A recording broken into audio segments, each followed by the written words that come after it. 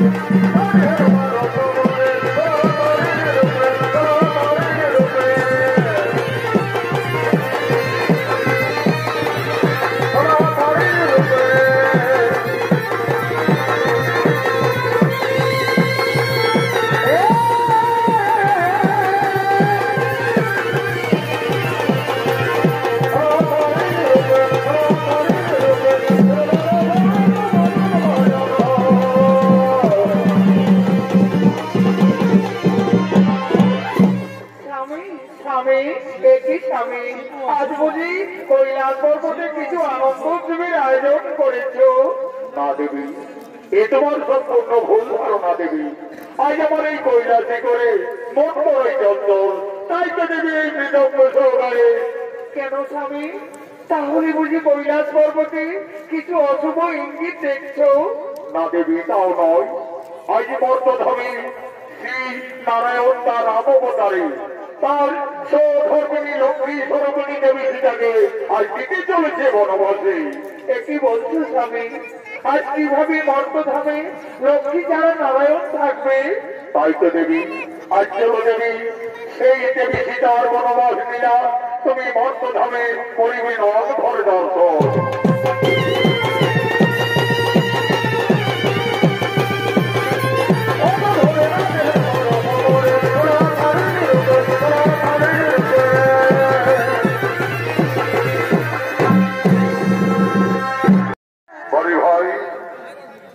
ভালোবাসায় আছে আচ্ছা আচ্ছা, উড়িষ্যার গৌরভদ্রের মনের মন আছে। আচ্ছা ভাই, করুণা পীড়িতের মনের মজে গেছে মন। দোলে নাচে নাচের যৌবন ধমসামা দোলে নাচে নাচের যৌবন ওই মাঝিদার সঙ্গে তার দুই চৌধুরী বোন ভরত লক্ষণের এসে তারা আগমন করেছে। ধমসামা দোলে নাচে নাচের যৌবন ভালোবাসা আছে মনের মন আছে মায়ের মনে ধারে ভালোবাসায় আছে পরিষ্কার মন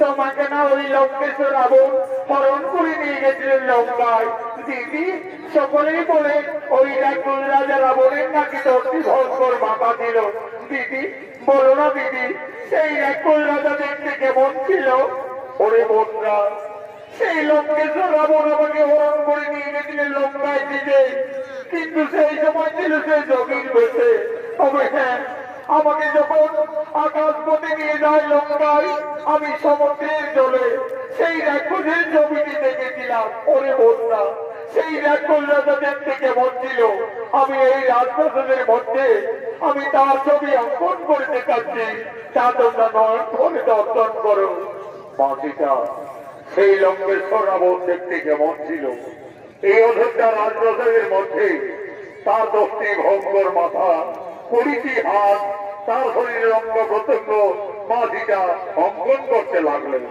সেই সময় মাঝিটা 5 মাসের গর্ভবতী ছিলেন মাঝিটার মনের নিদ্রার আকর্ষণ জেগে উঠল মাঝিটা সেই ছবি অঙ্কন করতে করতে সেই ছবির উপরে নিদ্রা যাপন করে ফেললেন দিদি দিদি মান্ডবী দিদি ওই দেখো আমাদের সীতা দিদি ঘুমিয়ে পড়েছে সে এখন গর্ভবতী রয়েছে তার বিশ্রামের খুবই প্রয়োজন চলো দিদি ততক্ষণে আমরা রাজপ্রাসাদে অন্তরালে যাই চলো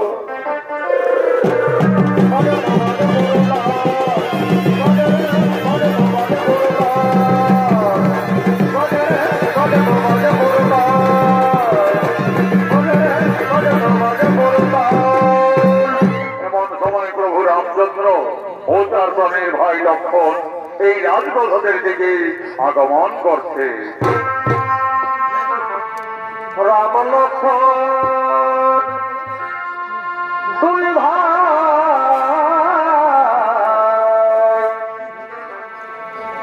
আর সঙ্গে সীতা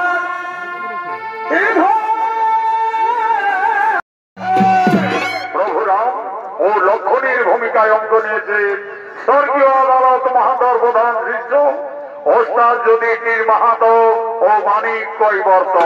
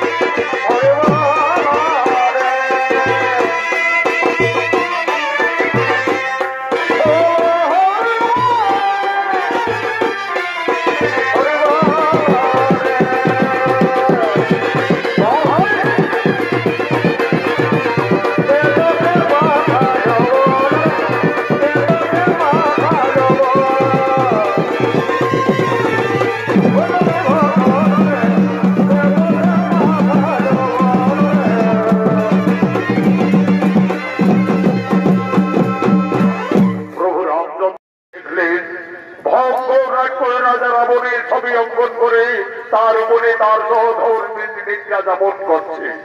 এটি সীতা ওইভাবে রাক্ষস রাজা রাবণের ছবি অঙ্কন করে নিদ্রা যাপন করছে কেন?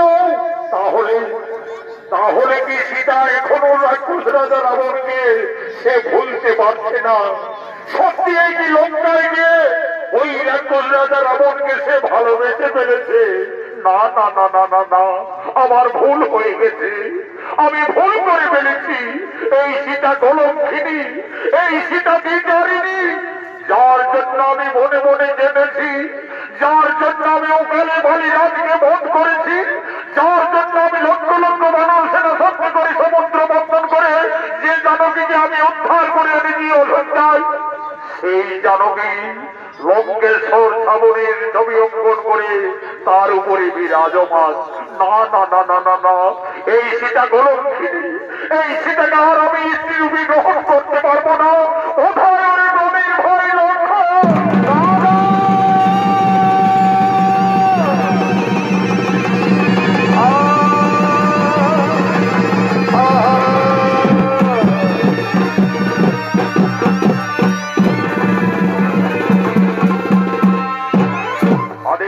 দাদা। ওরে ভাই লক্ষণ, ওই দেখো ভাই, আজ আমার জানকী ওই লঙ্কেশ্বর রাবণের ছবি অঙ্কন করে তার উপরে নিদ্রা যাপন করছে। ওরে ভাই লক্ষণ, আমরা ভুল করে ফেলেছি রে ভাই, আমাদের ভুল হয়ে গেছে। যার জন্য আমরা মনে মনে দিবারাত্রি কেটেছি, যার জন্য তুমি 12 বছর অনাহারে অনেক জায়গা কাটিয়েছ, যার জন্য তুমি শক্তিশালী পক্ষে ধারণ করেছ, এই জানকী আজ লঙ্কেশ্বর রাবণের ছবি অঙ্কন করে তার উপরে বিরাজমান। ওরে ভাই লক্ষণ, এই সীতা কলঙ্কিনী, এই সীতা বিচারিণী, এই সীতা যদি আমাদের অযোধ্যায় থাকে, আমাদের সূর্য বংশের বদনাম হয়ে যাবে রে বাপ, আমাদের রঘুকুলের বদনাম হয়ে যাবে। ওরে ভাই লক্ষণ, আমি আর এই কলঙ্কিনী সীতাকে এই স্ত্রীরূপে গ্রহণ করতে কখনো পারবো না। এই সীতাকে তুমি এই মুহূর্তে দিয়েছ নির্বাসনে।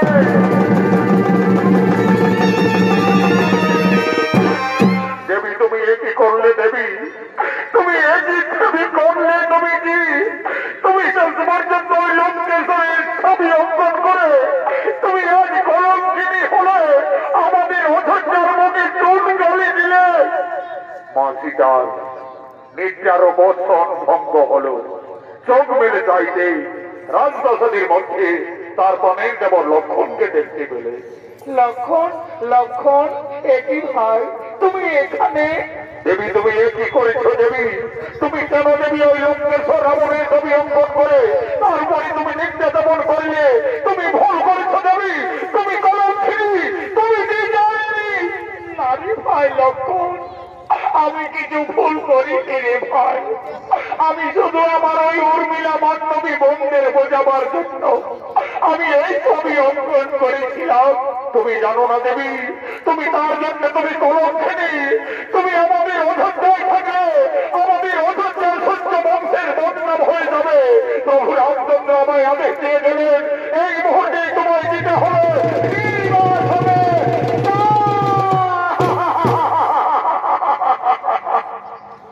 হে প্রভু, আজ তুমি আমাকে বিনা অপরাধে আমাকে কলঙ্কিনী সাজালে, আজ আমাকে বিনা অপরাধে আমাকে বিচারিণী সাজালে। হে রঘুনাথ, তুমি তো আমাকে লঙ্কার থেকে ফিরে এনে অগ্নি পরীক্ষা করিয়েছিলে, আজ তুমি সব কিছু জেনো, আজ আমাকে বনবাসের আদেশ দিলে।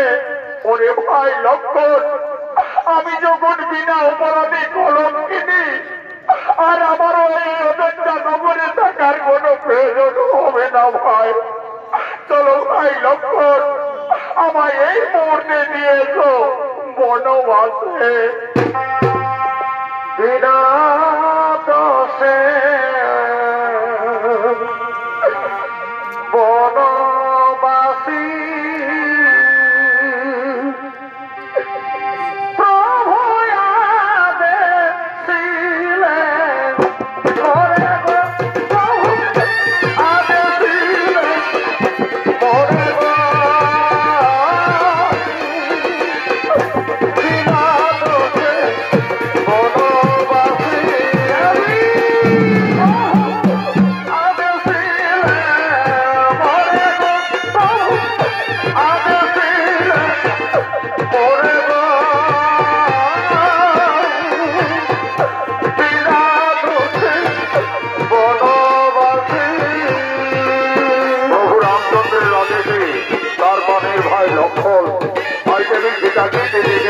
ভালোবাসে ঘরে ঘরে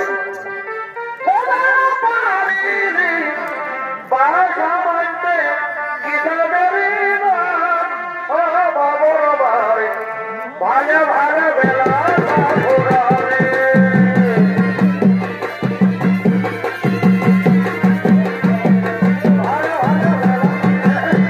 এই বাল্মীকির অভিনয়ে দীনবন্ধু সিং সরকার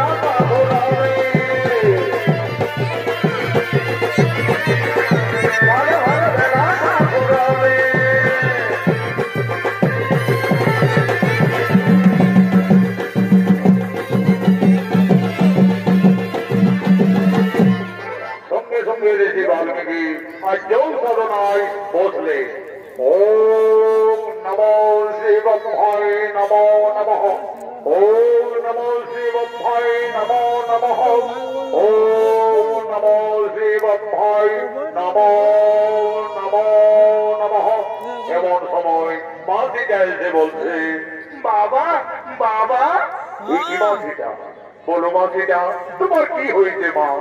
বাবা, আমার ছেলে লোক ওই দেখো বাবা, সে কোন ঘুমিয়ে রয়েছে। বাবা, আমি ততক্ষণে ওই সরোবর থেকে স্নান করে আমি ফিরে আসছি বাবা। দেখো মাসিটা, তোমার ছেলে লোক খুবই উপদ্রব করে সে কোন ঘুমিয়ে রয়েছে থাক, কিন্তু তুমি দেরি করো না মা, আমি এখন এখানে খেয়াল রয়েছি। যাও মাসিটা, তুমি তাড়াতাড়ি জল নিয়ে স্নান সেরে তুমি ফিরে আসবে। যাও জলা জলা দিতে লব দেব পরতে লব দেব দিতে উদর দেব দিতে রে উদর দেব দিতে। আজ মাসিটা চলে গেলেন সরোবরে স্নান করতে, উনি বসলেন ধ্যানে। এমন সময় লবের ঘুম থেকে যায়। লোক তার মায়ের পিছনে পিছনে চলে গেলেন সরোবরে। লোক ধ্যান ভঙ্গ হয়ে আজ মনে ভাল্মিকে দেখছেন সেখানে লোক নেই। দেখি লোক তো এখানে ঘুমিয়ে রয়েছিল, তাহলে লোক গেল না কোথায়? ওরে লোক, তুমি কোথায় গেলে? ফিরে এসো। না না না না, লোককে কোথাও দেখা যাচ্ছে না। তাহলে কি ওই বাগানে আমদাম খেতে গেল নাকি রে বাবা? ওই লোক, তুমি ছোট্ট ছেলে, তুমি ঘুরে এসো, তুমি তাড়াতাড়ি ফিরে এসো। না না না না, লোককে কোথাও দেখা যাচ্ছে না। তাহলে কোন হিংস্র প্রাণী লোককে বাজে এই তপবনে খেয়ে ফেললো নাকি রে বাবা? তাহলে তো সীতা একে সংসার হারা বনবাসী, সে প্রতিনিয়ত কেঁদে কেঁদে। না না না না না, আমি ঋষি বাল্মীকি, আমি মা সীতার আর দুঃখ সইতে পারবো না। লোককে না দেখতে পেয়ে ঋষি বাল্মীকি সঙ্গে সঙ্গে লবের সময় একটি সন্তানের এই তপবনে সৃষ্টি করতে চলেছে। কেলা জলা দিতে লব দেব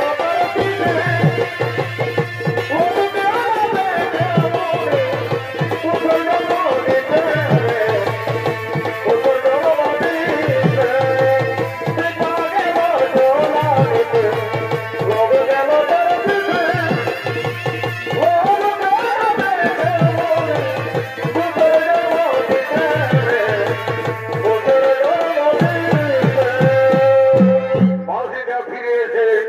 দেখছেন আরেকটি সন্তান সেখানে ঘুমিয়ে রয়েছে। বাবা বাবা ওই ছেলেটি আবার কোন ছেলে বাবা? এ নামাজ এটা তোমার ছেলে লোক। তুমি এই তো বললে বাবা আমার ছেলে ঘুমিয়ে রয়েছে, তুমি তাকে দেখো। আমি তো দেখছি মা, লোক তো সেখানে ঘুমিয়ে রয়েছে। না বাবা, তোমার কোথাও ভুল হচ্ছে। এই দেখো বাবা, আমার ছেলে তো আমার সাথে সাথেই চলে গেলেন সরোবরে। মা সেটা আমার ভুল হয়ে গেছে মা, আমি ভুল করে ফেলেছি মা। আমি ভেবেছিলাম এই লোককে কোন হিংস্র প্রাণী খেয়ে ফেলেছে। আমি তোমার দুঃখ না সইতে পেরে, আমি তোমার চোখের জল আর সইতে না পেরে আমি যে আরেকটি সন্তানের সৃষ্টি করেছি মা, সেটা আমার অপরাধ ক্ষমা করো মা। এই লোক যেমনি তোমার সন্তান আমি সৃষ্টি করেছি, তার নাম রেখেছে কুশ। কুশ হবে তোমার ঠিক তেমনই সন্তান। কুশ তুমি উঠে এসো কুশ, ওই দেখো কুশ তোমার মাথা দাঁড়িয়ে রয়েছে। যাও কুশ, তুমি তোমার মায়ের কোলে চলে যাও। আজ মা সীতার একটি সন্তান ছিল, মুনি বাল্মীকির আশীর্বাদে মা সীতার দুইটি সন্তান হলো। মা সীতা তার দুই পুত্রকে নিয়ে মুনির আশ্রমে তার বনবাস জীবন আনন্দেই কাটাতে লাগলেন। তারা মজা করতে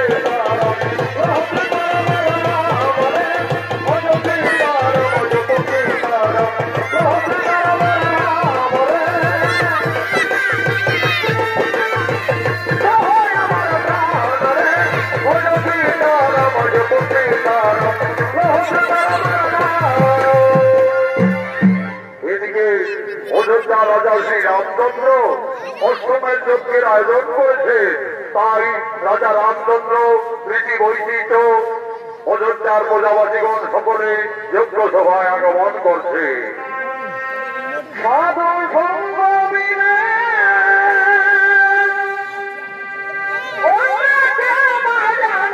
সাধু সঙ্গ বিনে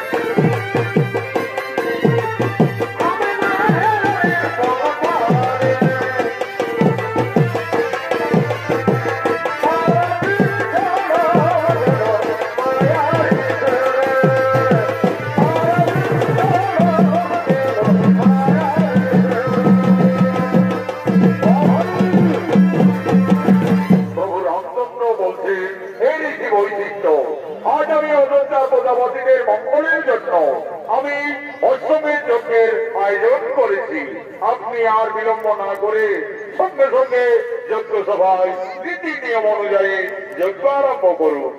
রাজা রামচন্দ্রের আদেশে কুলপুরোহিতের বৈশিষ্ট্য যজ্ঞ করিল আরম্ভ। ওম নমো শ্রী অগ্নি দেবায় নমো নমঃ। ওম নমো শ্রী ব্রহ্মায় নমো নমঃ। ওম নমো শ্রী বাসুদেবায় নমো নমঃ। ওম নমো শ্রী ব্রহ্মায় নমো নমঃ। এমন সময় যজ্ঞ সভায় অষ্টমের যজ্ঞের ঘোড়া আগমন করছে।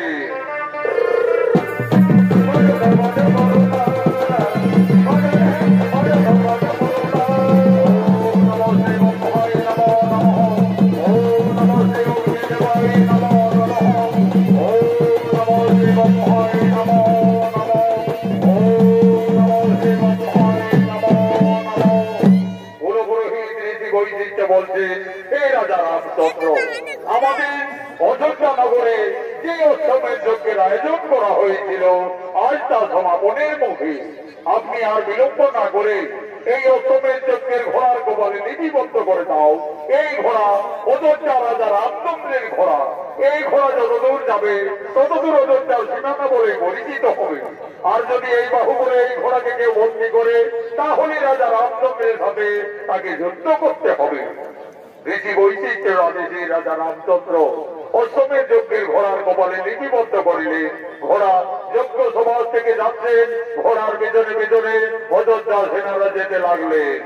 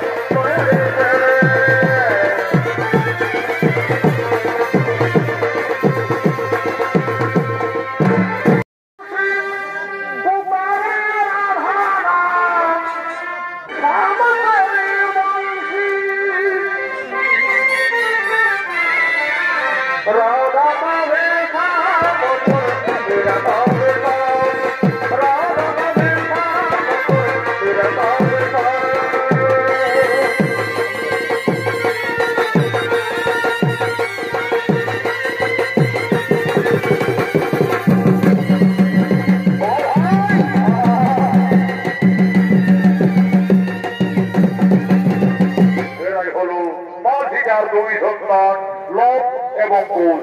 লব কুশ দুই ভাই মুনি বাল্মীকির আশ্রমে অস্ত্র শিক্ষা বিদ্যা শিক্ষা শিখতে শিখতে আজ অনেক অনেক বড় হয়ে গেল। এই লব কুশের ভূমিকায় নৃত্য পরিবেশন করতে যাবে পুরুলিয়া জেলার জঙ্গল মহল উৎসবে মেডেল প্রাপ্ত দুই তরুণ শিল্পী গৌতম মাঝি ও আকাশ চন্দ্র মাহাতো।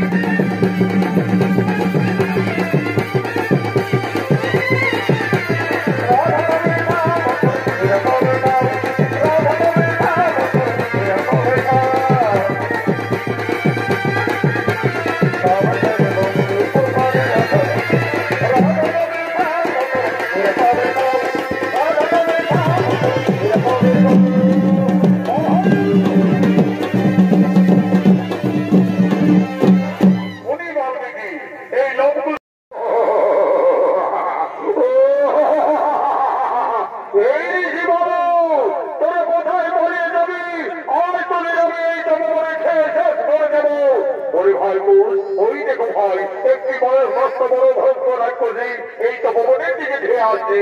চলো ভাই কুশ, ততক্ষণে আমরা কুটিরে পালিয়ে যাবো। চলো। না দাদা, আমরা কুটিরে পালাতে যাবো কেন? আমাদের তো ঋষি দাদু আমাদের অস্ত্র শিক্ষা শিখিয়েছে। চলো না দাদা, সেই অস্ত্র মানে ওই রাক্ষসীকে আমরা সংহার করে ফেলবো। তবে তাই চলো ভাই, তাই চলো।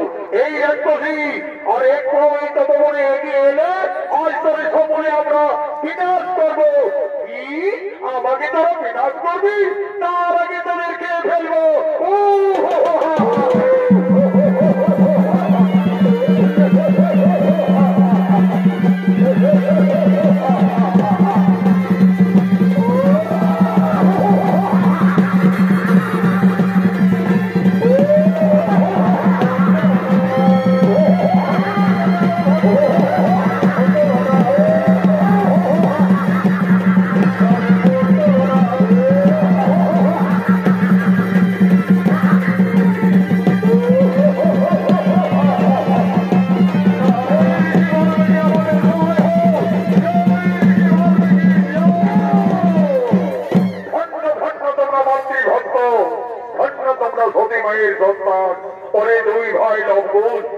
আমি তোমাদের পত্র শিক্ষা পরীক্ষার জন্য এই মা রাক্ষসীকে আমি বানিয়েছিলাম।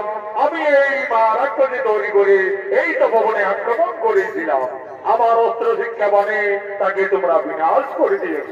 ওরে দুই তরুণ লঙ্কুশ, আমার অস্ত্র শিক্ষায় তোমরা উত্তীর্ণ হয়ে গেছো। দেখো লঙ্কুশ, গুরুর আশ্রমে শিক্ষা লাভ করতে হলে শিক্ষার শেষে গুরুদেবকে গুরু দক্ষিণা দিতে হয়। কালকে তোমরা আশ্রমে আসার আগে আমার গুরু দক্ষিণা দিয়ে আসবে। তাই হবে ঋষি দাদু, তাই হবে। কালকে আমরা আশ্রমে আসার আগে আমরা গুরু দক্ষিণা নিয়ে আসবো।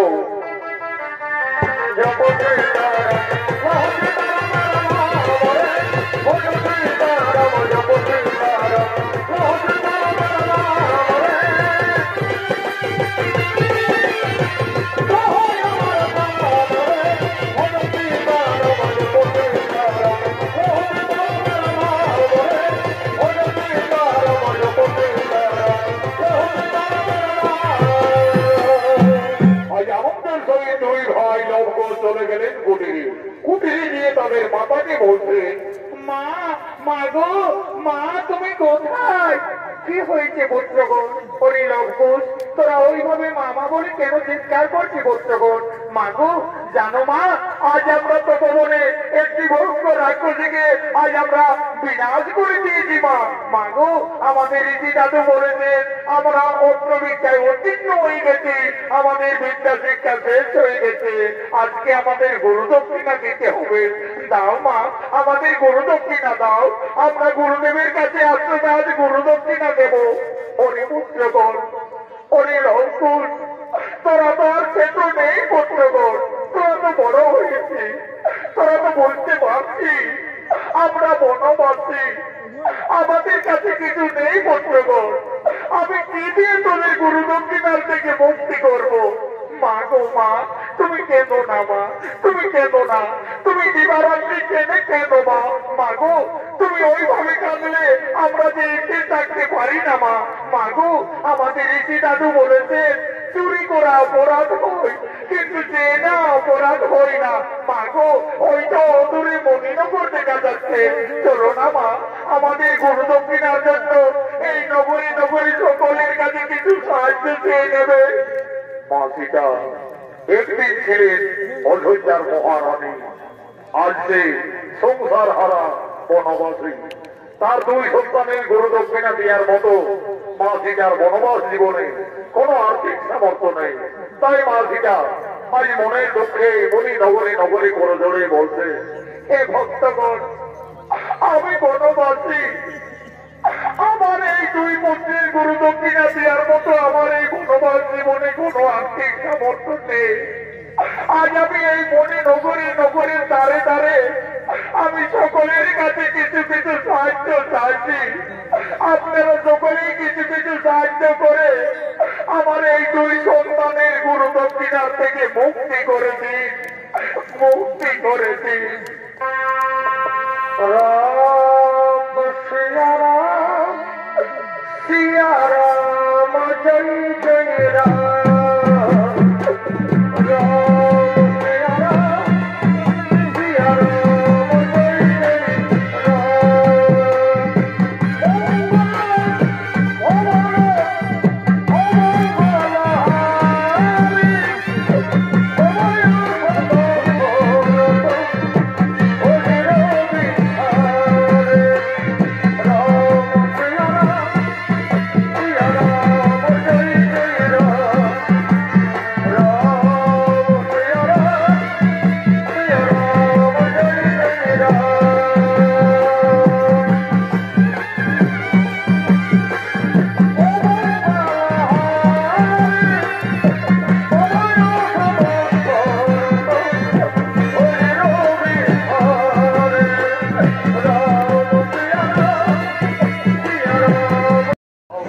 মাঝিটা দিয়ে দেবে।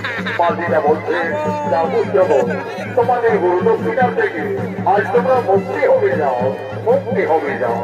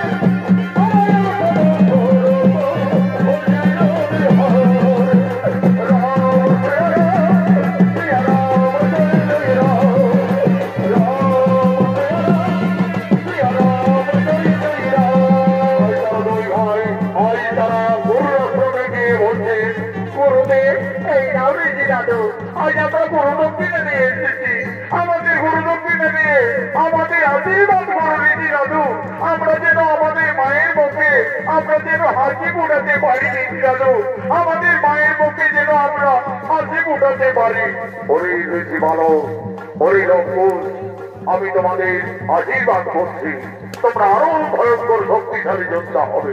আমি তোমাদের আশীর্বাদ করছি, একদিন না একদিন তোমাদের মাতার মুখে তোমরা হাসি ঘোটাবেই ঘোটাবে। এই নাও ঋষি দাদু, আমাদের এই নাও গুরু দক্ষিণা। ওরে বালকর, ওরে লক্ষণ, আমার ভরসা হয়েছে এই তপবনকে রক্ষা করতে তোমরা পারবে। ওরে লক্ষণ, আমি কিছুদিনের মতো ওই চিত্রকূট পর্বতে বিশেষ কাজের জন্য আমি ভ্রমণে যাব। আমি এই তপবনে ফিরে আসা না পর্যন্ত এই তপবন রক্ষার দায়িত্ব আমি তোমাদের হাতে দিয়ে যাচ্ছি। তা তোমরা এই তপবন রক্ষা করবে। তাই হবে ঋষি দাদু, তাই হবে।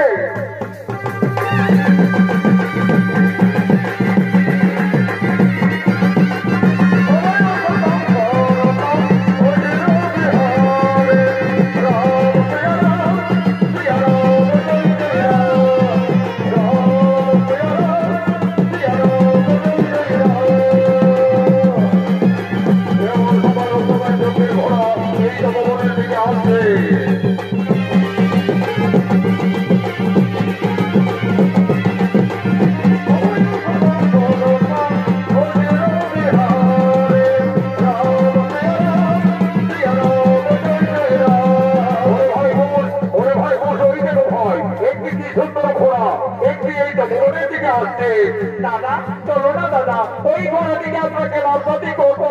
আমার ঘোড়ায় যাবার কোনো ইচ্ছে করে দাদা। দাদা আমি ওই ঘোড়া দিয়ে পিঠে চাপবো দাদা, চলো না দাদা, এই ঘোড়া দিয়ে পিঠে চাপবো আমি এই ঘোড়া। দাঁড়াও বুঝ, দাঁড়াও, ওই ঘোড়ার গোমানে যেন কি লেখা রয়েছে? কি লেখা রয়েছে দাদা? ওই ঘোড়ার লেখা রয়েছে এই ঘোড়া অযোধ্যার মহারাজা রামচন্দ্রের ঘোড়া, এই ঘোড়া অশ্বমের যজ্ঞের ঘোড়া। এই ঘোড়া যতদূর যাবে ততদূর অযোধ্যার সীমানা বলেই পরিচিত হবে। আর যদি এই ঘোড়াকে কেউ বন্দী করে তাহলে রাজা রামচন্দ্রের সঙ্গে তাকে যুদ্ধ করতে হবে। দাদা তাহলে তো এই ঘোড়াটি এই তপবনে প্রবেশ করেছে, তাহলে তো এই ঋষি দাদুর তপবন সেই অযোধ্যার সীমানা হিসাবে চলে যাবে।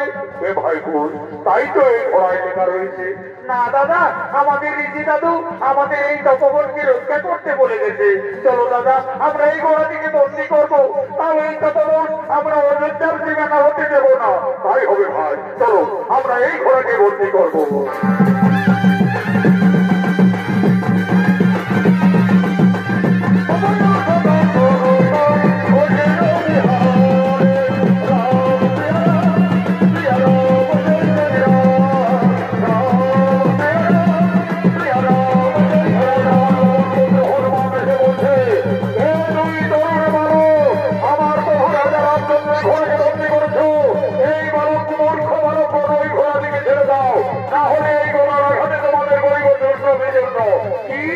কামাদি করি জন্য বিজন্য চলে এসে হনুমান দেখি তার ভৌতিক অনুশক্তি রয়েছে।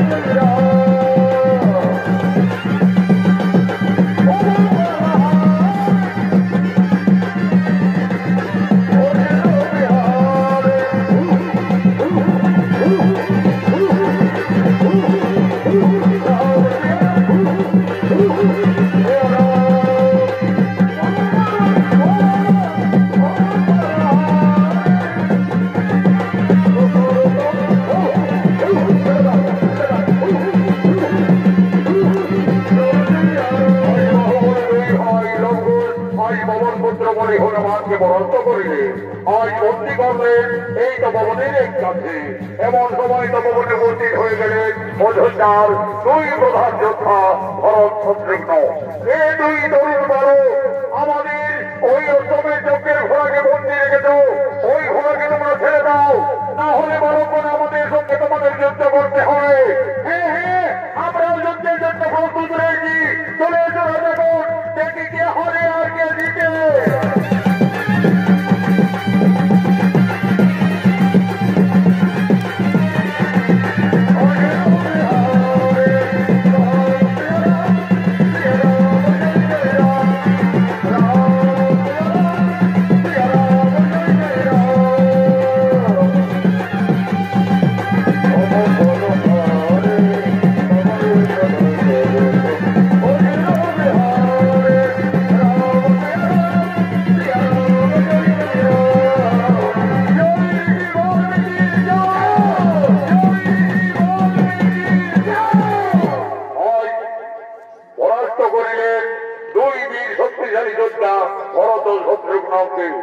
এমন সময়ও তপবনে উপস্থিত হয়ে গেলেন অযোধ্যার মহারাজা শ্রী রামচন্দ্র।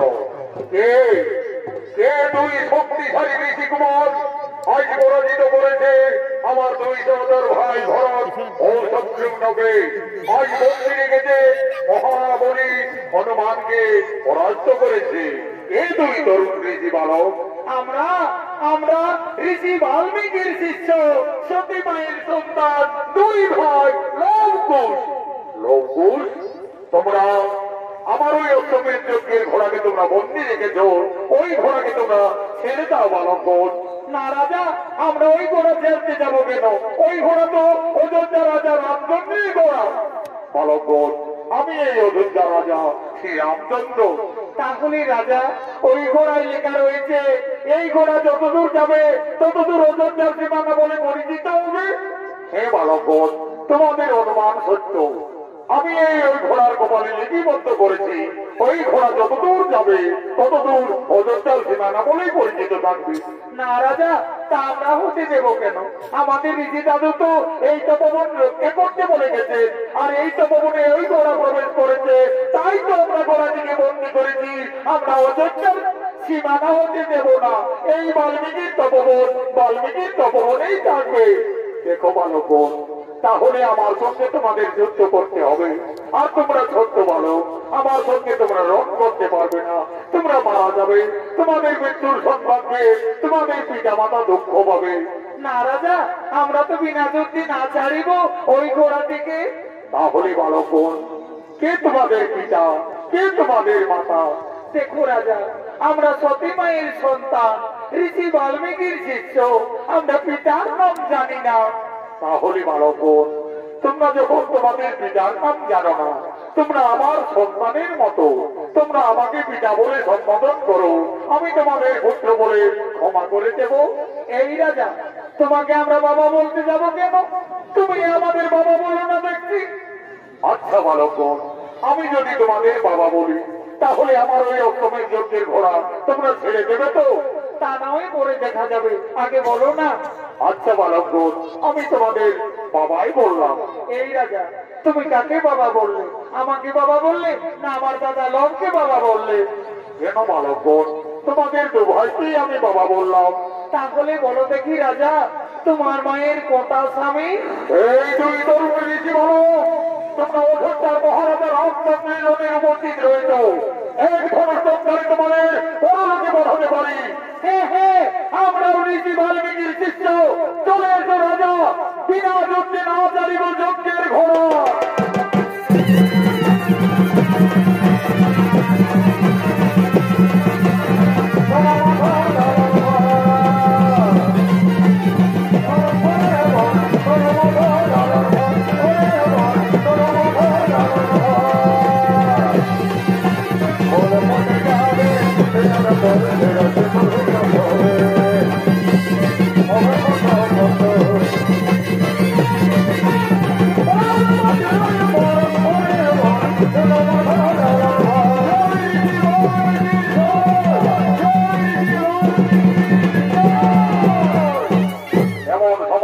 উপস্থিত হয়ে গেলেন চিত্রকূট থেকে ফিরে এসে আজ মনে বাল্মীকি দেখছেন চার চারটি মহারাজাদের লবকুশ পরাস্ত করেছে।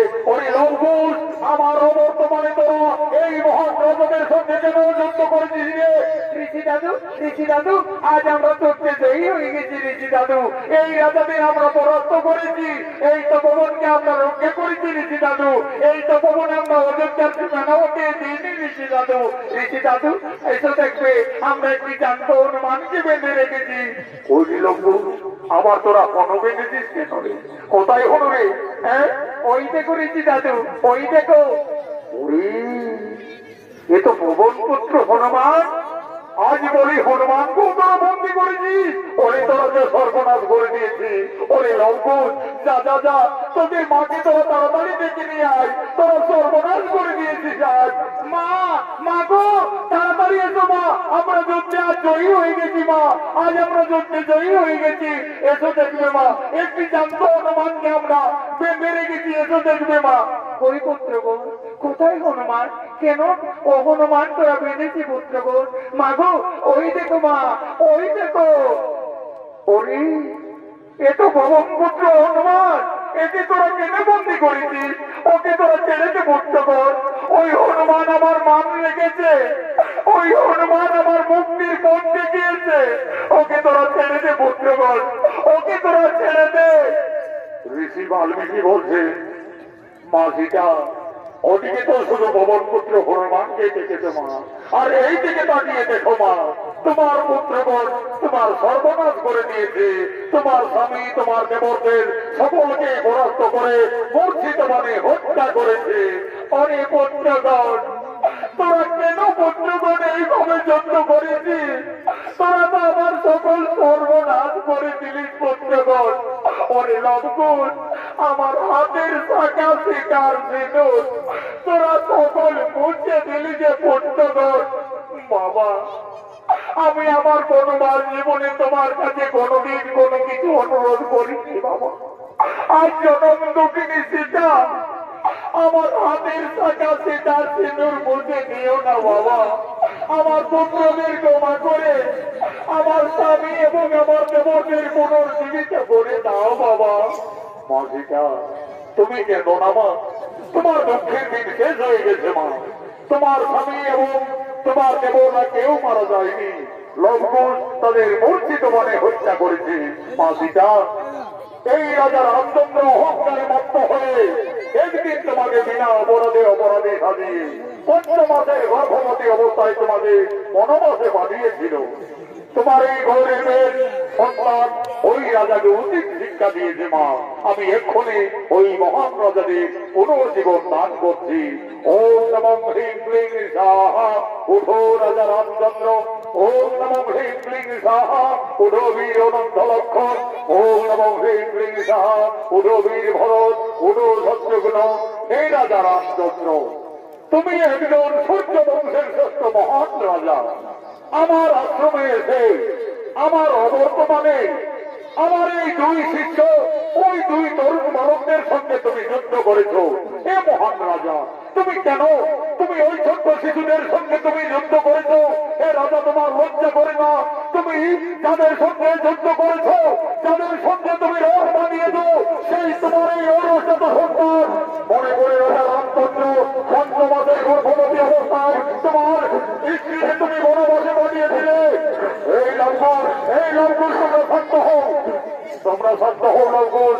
তোমরা যাদের সঙ্গে ঝগড়া করছো, যাদের সঙ্গে তোমরা যুদ্ধ করেছো, তোমরা তাদেরকে জানো না, তোমরা তাদেরকে চেনো না।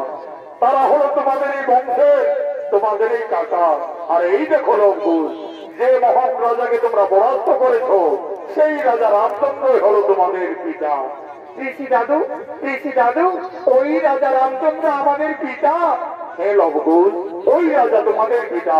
যাও, তোমাদের পিতার কাছে তোমরা ক্ষমা চেয়ে নেবে যাও। বাবা আমাদের ক্ষমা করে দাও বাবা, আমরা যে চিনতে না পেরে আমরা যুদ্ধ করেছি বাবা, আমাদের ক্ষমা করে দাও বাবা। মা সীতা, আর তুমি বেমুখ হয়ে দাঁড়িয়ে থেকো না মা। তোমার দুঃখের দিন শেষ হয়ে গেছে মা, তোমার বনবাস জীবন শেষ হয়ে গেছে। যাও মা সীতা, তোমার স্বামী তোমার অপেক্ষায় দাঁড়িয়ে রয়েছে। তোমার স্বামী রামচন্দ্রের বামে তুমি চলে যাও। আজ অযোধ্যা রাজা রামচন্দ্র তার বনবাসে দেয়া স্ত্রী দেবী সীতাকে ফিরে পেলেন তার দুই সন্তান লবকুশকে। আজ আনন্দ হলো। পবন পুত্র হনুমান জয় জয়কারে বলছেন, বলো সীতাপতি রাজা রামচন্দ্র কি